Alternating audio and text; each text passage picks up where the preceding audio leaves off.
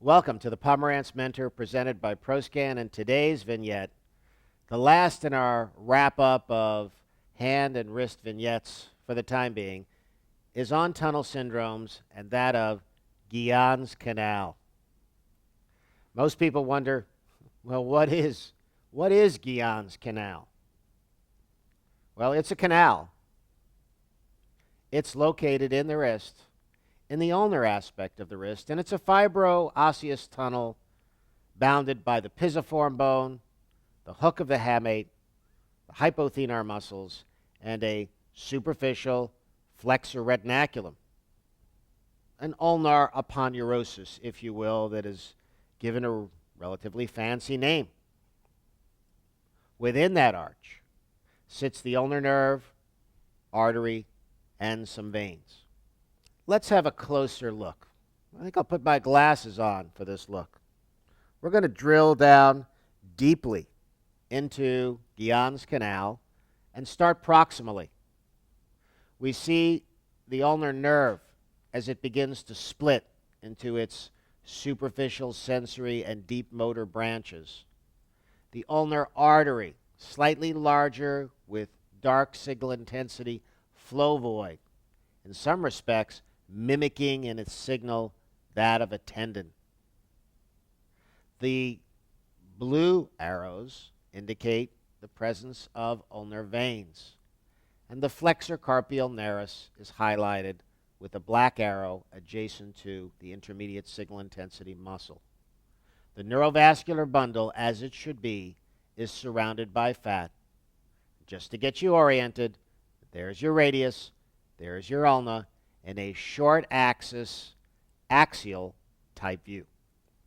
Let's move to level 1 now of Guyon's Canal. The canal is triangular in shape. We see its pisiform boundary and the deep boundary formed by the ligamentum flexorum, highlighted by white arrowheads. The superficial boundary, highlighted by black arrowheads, is formed by the ligamentum carpi palmari. The black arrow indicates the attachment of the flexor carpi ulnaris tendon. The red arrow indicates the ulnar artery, while the green short arrows indicate the split of the ulnar nerve into multiple branches.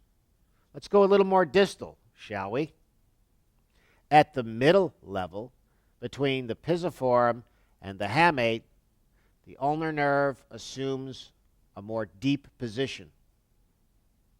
This is the motor division of the ulnar nerve.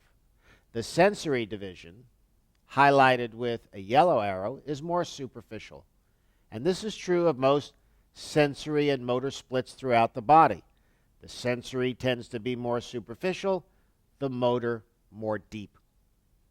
The red arrow indicates the ulnar artery or ulnar portion of the superficial vascular arcade. Guyon's Canal is still somewhat triangular in shape. The abductor digiti minimi is labeled. Let's move a little more distal, shall we, to the level of the Hamulus hook. The hypothenar eminence is formed by the abductor digiti minimi, the flexor digiti minimi, and the opponens digiti minimi. The white arrow indicates the piso-metacarpal ligament. The red arrowhead, the deep portion of the ulnar vascular arch or arcade. The long red arrow, the superficial portion of the ulnar vascular arcade. The motor division of the ulnar nerve sits just outside the hook of the hamulus. The sensory division has divided up into two superficial nerves. And as usual, similar to other portions of the body, the sensory nerve is more superficial, the motor division is more deep. As we move more distally now, just past the hamulus level, we can see the abductor digiti minimi, the flexor digiti minimi, and the opponens digiti minimi separated into three individual structures in the hypothenar eminence. The green arrowheads indicate branches of the ulnar nerve, the motor division. The red arrowhead is a branch of the ulnar artery, the deep portion of the arcade. The yellow arrows again indicate the sensory portion of the ulnar nerve, which is split into two. This sagittal T1 fat-weighted image illustrates a fat ulnar nerve.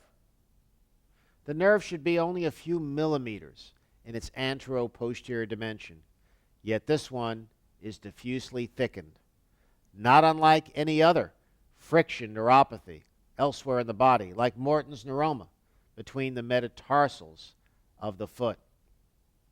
These friction neuropathies produce a fibrous reaction and disorganization, swelling, and degeneration of neural tissue. The syndrome of Guyon's canal can be occupational or sport-related. Activities like biking, karate, golf, or simply the act of performing an activity with an ununited hook of the hamate, in other words, an ununited fracture or an os hamuli, may contribute to excessive friction of the ulnar nerve, even with the mildest of activities. This ulnar nerve in the short axis view is huge.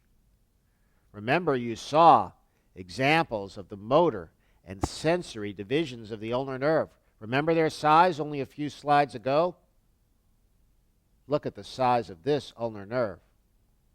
The nerve is buried in tissue fibrosis with the disorganized neural tissue in the center of this oval, gray, or intermediate signal intensity structure.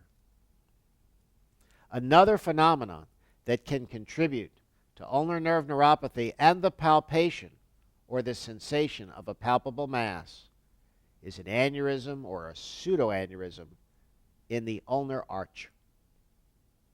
You can differentiate this from the nerve itself because of the lamellated pattern of signal.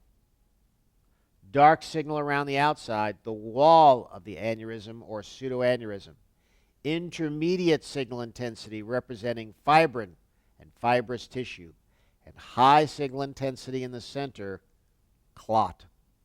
This pattern of circumferential lamellation is seen with few other disorders on MRI and is an indication of a vascular problem.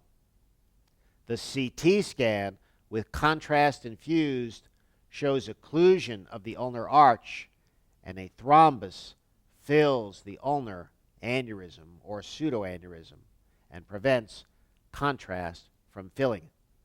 On the other hand, the radial arch fills easily.